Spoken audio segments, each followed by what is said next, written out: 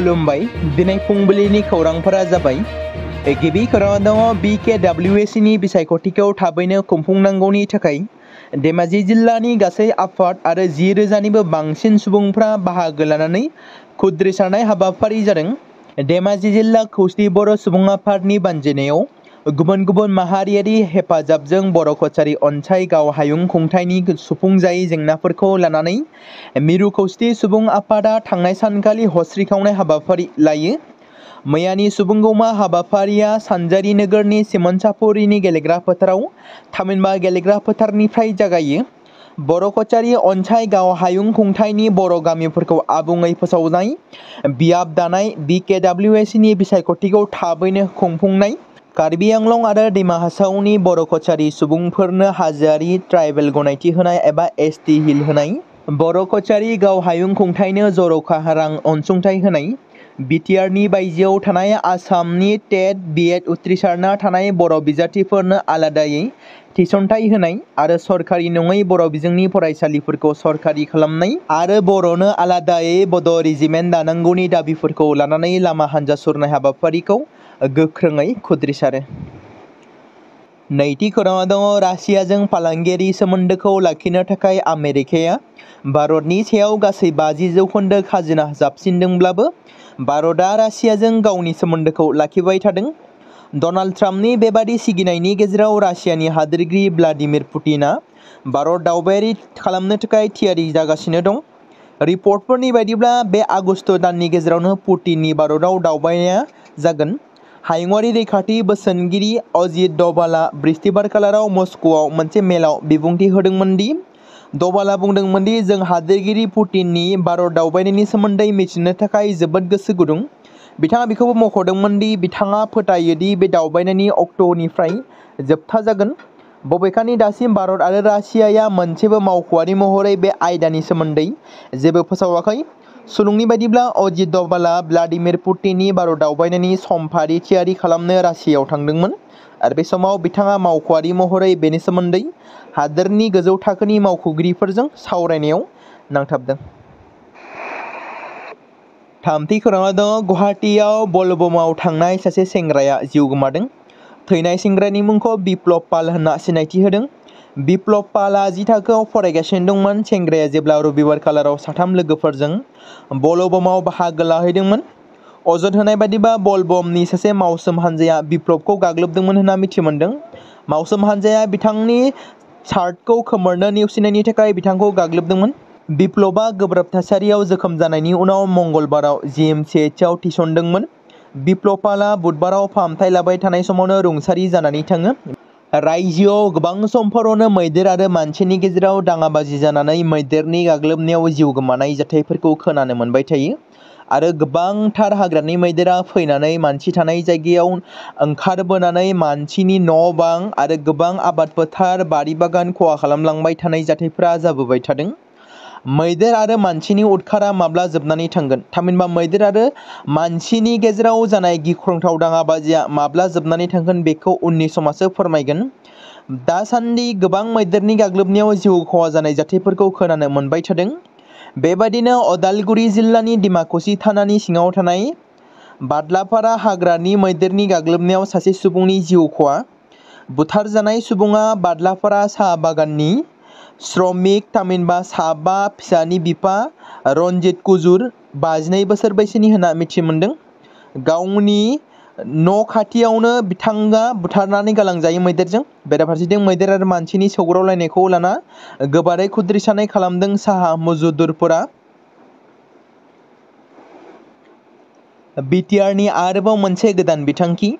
प्रमद बर'नि दैदेननाय BTR सोरखारा गोदानै जागायदों CM स्पेशेल इनिशिएटिभ स्किम मुंनि आसनि। बेंगुरा एबा देहानि नोरजिया सुबुंफोरखौ हेफाजाब होनाय आरो आइजोफोरनि जेंना बोस्रांनाय आरो गोहोगोरा खालामनाय, गथ'फोरनि जेंना बोस्रांनाय आरो कम्पिउटार सोलोंनायनि गोहोगोरा खालामनाय बायदि बिथिङाव खामानि मावनायनि थांखिजों मैया BTR सोरखारा CM स्पेशेल इनिशिएटिभ स्किमनि बिथांखिखौ बेखेवनाय जायो। क'क्राझारनि चान्दामारियाव थानाय बड'फा कालचारेल कमप्लेक्सआव मोनसे मेहेरगोनां हाबाफारिनि गेजेरजों बे बिथांखिखौ बेखेवनानै होयो BTR-नि गाहाय मावफुं सोद्रोमा प्रमद बर'आ। मख'नो गोनांदि गोदानै बेखेवनाय CM स्पेशल इनिशिएटिभ स्किमनि सिङाव गासै 4 बिथांखिफोर बाहागो खालामनाय जादों होनना फोरमायदों। क'क्राझार जिल्लानि पर्बतजरा बियाबनि आलमगन्ज कुटा बगरा फोनांजाबनाय लामानि थासारिया गिख्रंथाव जादों। दावबायारिफोरजों लोगोसे फरायसाफोरनि थांलाय फैलाय लामानि जेंनाया मख'नो गोनांदि 10 बोसोरसिमबो बे लामायाव सोरखारनि जौगानाय गैयैनि जाहोनाव एसे अखा हाब्लानो फुख्रि बायदि जायो।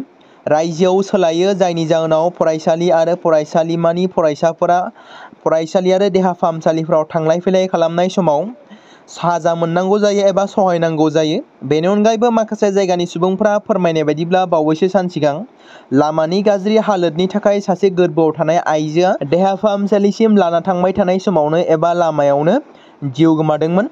बेनिखायनो जायगानि थागिबि आरो पर्बतजरा जिल्लानि माखासे सुबुंफोरा बेनि लामाखौ गोख्रोङै बानायना होनांगौनि थाखाय खुद्रिसारदों। बिथांमोना बेखौबो बुंदों दि बे लामाखौ थाबैनो पाक्का खालामना होनाय जायाब्ला अब्ला फैबाय थानाय बिसायख'थिनि समाव गामियाव दैदेनगिरिफोरनि हाबनायखौ होबथानाय जागोन होननाबो बिथांमोना बुंदों। उत्तराखन्डनि दारालियाव हा गिसिखानायजों गोबां न'-बां जोबस्रांलांनायनि उनाव सुबुंफोरनि जिउ गोमानायखौ नागिरनायखौ SDRF आरो NDRFनि हानजाफोरा जथायै बानजायदों। मिथिनो मोननाय बायदिब्ला गोबां सुबुंफोरा फबसिन जानानै दासिमबो गोमानानै दं आरो बिसोरखौ नागिरबाय थानाय गासै मोन 7 रैखाथि हानजाया गावसोरनि खामानिखौ मावगासिनो दं, जेराव सा 225 निबो बांसिन रौनियाफोरा नागिरबाय थानाय हाबाफारियाव नांथाबनानै दं।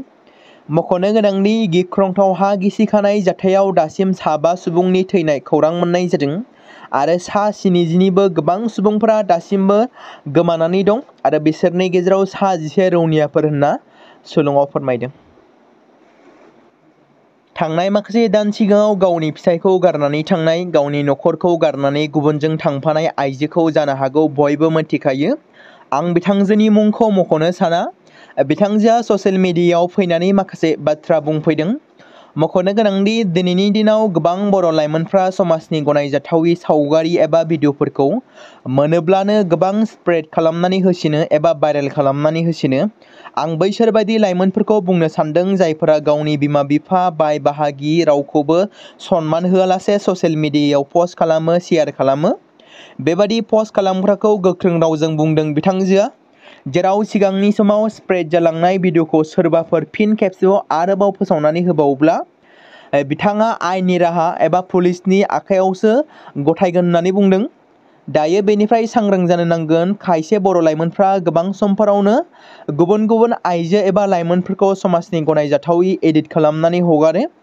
बयबो सांग्रां जाब्लानो जाबाय। माब्लाबा सोरनिबा फिसा दाय एबा फिसा गोरोन्थियावनो गिदिर दाय गोनां जानो हागौ। बेल' नङा, गुबुन आइजोफोरनि माखासे गाज्रि सावगारि, गाज्रि भिडिअ हगारनायफ्रावबो जेंनायाव गोग्लैनो हागौ। बेनिखायनो सांग्रां जाब्लानो जाबाय। थारैनो BTCआव जुदि BJP सोरखारा खुंथायाव फैमारोब्ला BTCआ BTC बायदि थानाय नङा नामा? बर'नि BAC एकर्ड, BTC एकर्ड आरो BTR एकर्डनि सार'क्सा कवचखौ सिलिंखार खालामगोन नामा BJPआ? फारफ्रोम बिथिङावनो BJP दोलोखौ गोबां हारि माहारिफ्रा मोजां मोनाखै, गोबां मुगैदों, गोबां खुद्रिसारनाय हाबाफारि लादों BJPनि हेंथायै।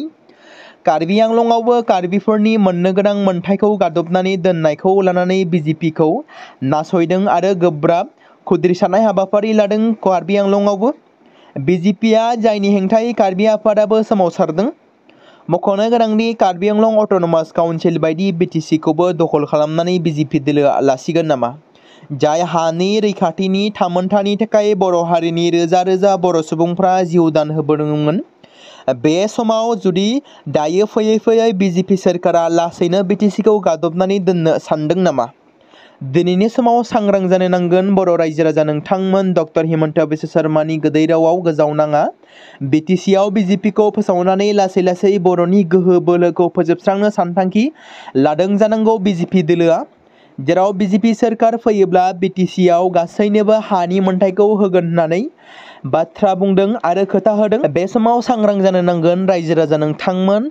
बेबादि बिटिसिनि हानि मोनथायखौ बेबादि खालामनायनि सिगां गासै बिटिसि हालामनि आंगो थागिबि रायजो राजाफ्रा सांग्रां जानाया गोनां। आसामनि गिबि मन्थ्रि डक्टर हिमन्त बिश्व शर्माया बिथाङा हानि मोनथायखौ बिजेपि सोरखार फैब्लानो हानि मोनथायखौ बयनोबो होगोन बुंनायनि उनाव जोंनि बर'नि माखासे बिजेपि दैदेनगिरिफ्रा थारैनो बेनि सायाव खोमा होदोंना? थारैनो बेनि सायाव गोथौयै सानदोंना? दिनैनि समाव बर'नि माखासे बिजेपि दैदेनगिरिफ्राबो गिबि मन्थ्रि डक्टर हिमन्त बिश्व शर्मा बुंनाय, एमपि दिलीप सैखोयामोन बुंनाय हानि मोनथायनि बागै दुखुनांथाव बाथ्रा बुंनायखौ लानानै सिरि दं नामा? ना बिसोरजों लोगोआवसो दं नामा बर'नि बिजेपि दैदेनगिरिफ्राबो? नोंथांमोना बेनि सायाव मा फोरमायनो सानो? थारैनो बर'नि दैदेनगिरिफोराबो गुबुन हारिनि दैदेनगिरि बुंब्लानो गनायनानै लासिगोन नामा? गावनि गादि गावनि पजिशनाव थानानै बर'नि हा, ट्राइबेलनि हा, सिक्स सिडुलनि हाखौ बर'नि हाखौ गुबुन हारिनि सुबुङा बायनो होगोन बुंनायाव जेबो हिंसा बाथ्रा गैला नामा? रावबो दिनैनि समाव दिलीप सैखोयानि बायदि बाथ्रा बुंनायनि हेंथायै रावबो ससियेल मिडियायाव फैनानै गोख्रों बाथ्रा रावजों एबा गोख्रों रावजों बुङाखै। बे समाव मोनसे गोनां फोसावथाय बर' सावथुन नायनानै मोजां मोनग्रा गासै बर' रायजो राजाफोरनि गेजेराव लानानै फैदों मोनसे बर'नि OTT प्लेटफर्म गोनां, जाय प्लेटफर्मनि गेजेरजों नोंथांमोना बर'नि गोदान गोजाम सावथुनफोरखौ नुनो मोनगोन। थांनाय माखासे बोसोर सिगां बर'नि गेजेराव लानानै फैनाय निउबो एप बायदिनो फिन आरोबाव लानानै फैदों बर' रायजो राजाफोरनि थाखाय। बे बाथ्राखौ मख'नाया गोनांदि 2025 मायथाइनि जानुवारि दानाव ओंखारनाय आंगो स्ट्रीम मुंनि मोनसे OTT प्लेटफर्म गोनां निउबो एपनि गेजेरजों नोंथांमोना गोबांथार बर'नि सावथुनफोर जेरै ट्रेजेडी, रमान्टिक, एक्शन आरो कमेडीजों बुंफबनाय सावथुनफोरखौ नुनो मोनगोन। जेरै सनानि नखर, थांखि गैयै समाज, अनसुला आफा, हिर', बिमा बायदि बाजै, अर, थैसाम, वान्टेड, संदान आरो रं नाम्बार बायदि सावथुनफोरा मख'जाथाव। बेफोर सावथुनफोरखौ नायनो थाखाय नोंथांमोना गिबियावनो आंगो स्ट्रीम एपखौ गाव गावनि मबाइलाव थानाय प्ले स्ट'रनिफ्राय डाउनल'ड खालामनानै लोगोसे इनस्टल खालामनानै गावनि मबाइल नाम्बारजों लगइन खालामनानै लाग्रोनांगोन। बेनि उनाव नोंथांमोना गोबांथार नुनो मोनै सावथुनफोरखौ गुगोल पे, फन पे आरो पेटिएमजों रं नाम्बार सावथुनखौ नायनो थाखाय 60 रां आरो संदान सावथुनखौ नायनो थाखाय 80 रां, वान्टेड सावथुनखौ नायनो थाखाय 60 रां, थैसाम सावथुनखौ नायनो थाखाय 60 रां बेबायदिनो गोबांथार नुनो मोनै सावथुनफोरखौ नायनो थाखाय सुबिदा खालामनानै होदों आंगो स्ट्रीम प्लेटफर्मा। फिन नोंथांमोननि गेजेराव फोरमायबावनो लादों बर' सावथुन नायनानै मोजां मोनग्रा गासै बर' रायजो राजाफोरनि गेजेराव लानानै फैदों मोनसे बर'नि OTT प्लेटफर्म गोनां, जाय प्लेटफर्मनि गेजेरजों नोंथांमोना बर'नि नुनो मोनै सावथुनफोर जेराव गोदान गोजाम सावथुनफोरखौ नुनो मोनगोन। बे बाथ्राखौ मख'नाया गोनांदि 2025 मायथाइनि जानुवारि दानाव दिहुनजानाय आंगो स्ट्रीम मुंनि मोनसे OTT प्लेटफर्म गोनां एपनि गेजेरजों नोंथांमोना गोबांथार बर'नि ट्रेजेडी, रमान्टिक, एक्शन आरो कमेडीजों बुंफबनाय सावथुनफोरखौ नुनो मोनगोन। जेरै रं नाम्बार, संदान, वान्टेड, थैसाम, अर, बिमा बायदि बाजै, हिर', अनसुला आफा, थांखि गैयै समाज, सनानि नखर बायदि बायदि सावथुनफ्रा मख'जाथाव। बेफोर सावथुनफोरखौ नायनो थाखाय नोंथांमोना गिबियावनो आंगो स्ट्रीम एपखौ गाव गावनि मबाइलाव थाखानाय प्ले स्ट'रनिफ्राय इनस्टल खालामनानै गावनि मबाइल नाम्बारजों लगइन खालामखांनायनि उनाव नोंथांमोना गोबांथार नुनो मोनै सावथुनफोरखौ गुगोल पे, फन पे आरो पेटिएमजों रं नाम्बार सावथुनखौ नायनो थाखाय 60 रां, संदान सावथुनखौ नायनो थाखाय 80 रां, वान्टेड सावथुनखौ नायनो थाखाय 60 रां, थैसाम सावथुनखौ नायनो थाखाय 60 रां बेफोरबायदिनो अर सावथुनखौ नायनो थाखाय 60 रां पे खालामनांगोन। बेबायदिनो गोबांथार नुनो मोनै बर' सावथुनफोरखौ नायनो थाखाय सुबिदा खालामनानै होदों आंगो स्ट्रीम प्लेटफर्मा।